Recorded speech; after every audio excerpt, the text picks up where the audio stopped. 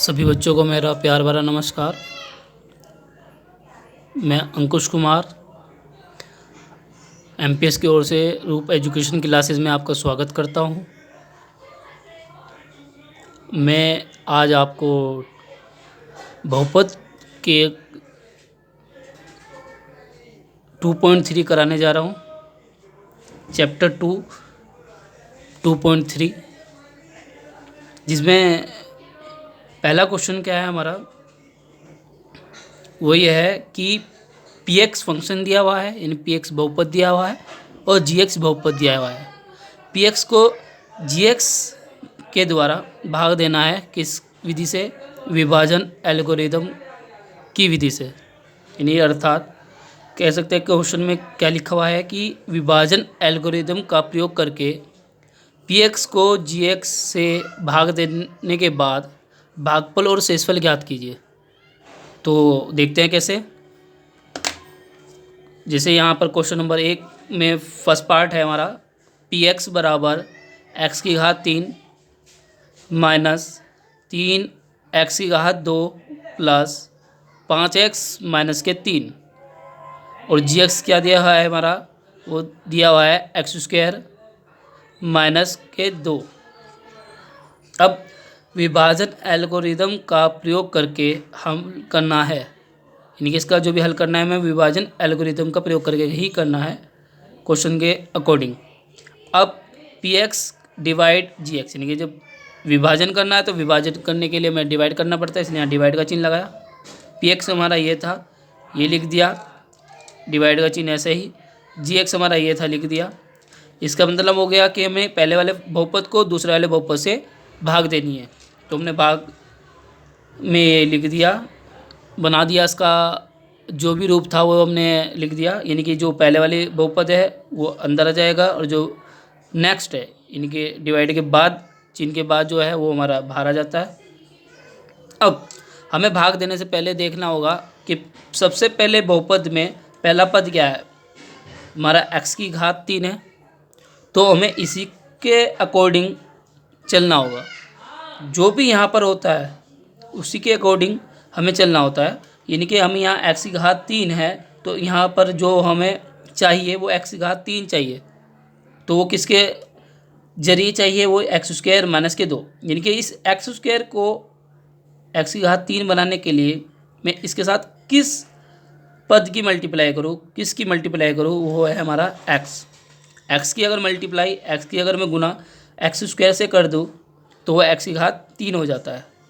Example के तौर पे मैं यहाँ लिख देता हूँ ज़रा सा, x² गुना x। जब x की घात 2 से x की मल्टीप्लाई करेंगे तो पता है मल्टीप्लाई में जब मल्टीप्लाई करते हैं तो जो बेस होता है, अगर बेस सेम है तो उनकी पावर जुड़ जाती है, तो यहाँ x की घात 3 हो जाएगी।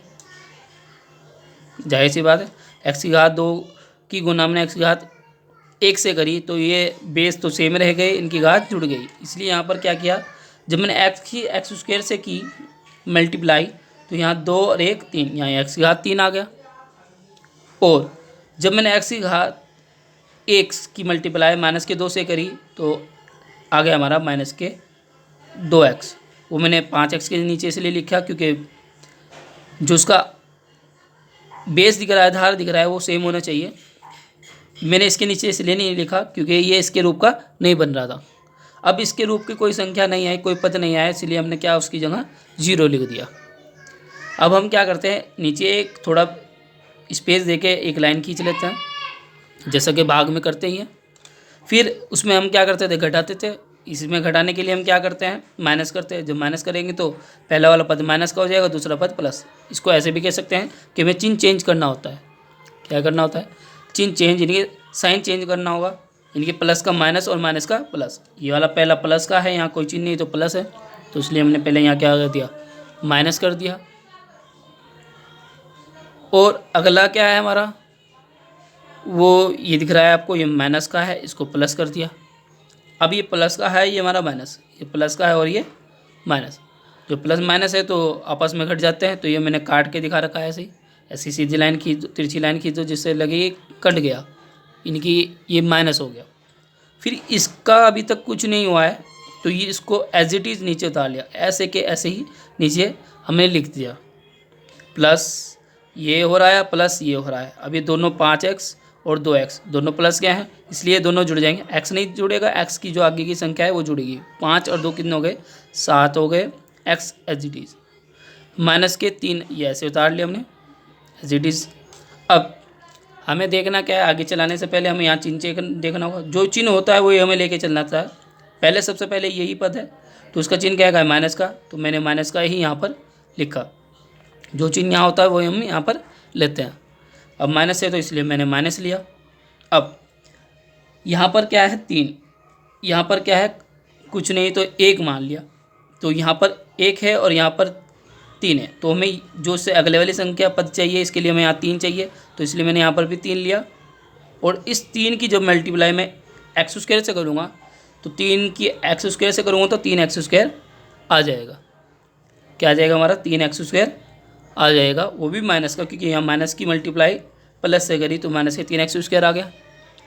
फिर इस -3 की मल्टीप्लाई में इस माइनस के 2 से करूँगा, -3 प्लस चिन्ह माइनस माइनस प्लस हो जाएगा, 3 दूनी 6 हो जाएगा। यानी -3 की -2 से मल्टीप्लाई करी, चिन्ह तो माइनस माइनस प्लस हो जाएगा, मल्टीप्लाई हो गए, और 3 की मल्टीप्लाई 2 से करी 6 आ गया।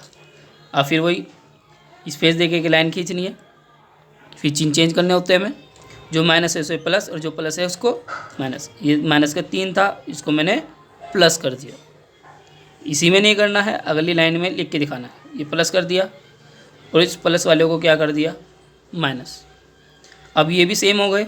जब ये चिन्ह इसलिए अलग करते हैं ताकि वो एक दूसरे से कट जाए या एक दूसरे से घट जाए। अब सेम चिन्ह होगा तो जुड़ जाएंगे, फिर आगे कटेगा ही नहीं, आगे चलता जाएगा। तो इसलिए हम क्या करते हैं, ये अगर माइनस का है तो उसको प्लस का होना चाहिए, ये प्लस का है तो इसको माइनस का है। इसलिए अलग अलग चिन्ह करने के लिए हम नीचे वाले का चिन्ह चेंज कर देते हैं। माइनस को हमने प्लस कर दिया, तो ये प्लस होने के बाद क्या हो गया, ये कट गया। अब ये इसका कुछ नहीं हुआ, इसलिए हमने यहाँ पर क्या लिखा, 0 लिखा था, तो 7x ऐसे आ गया।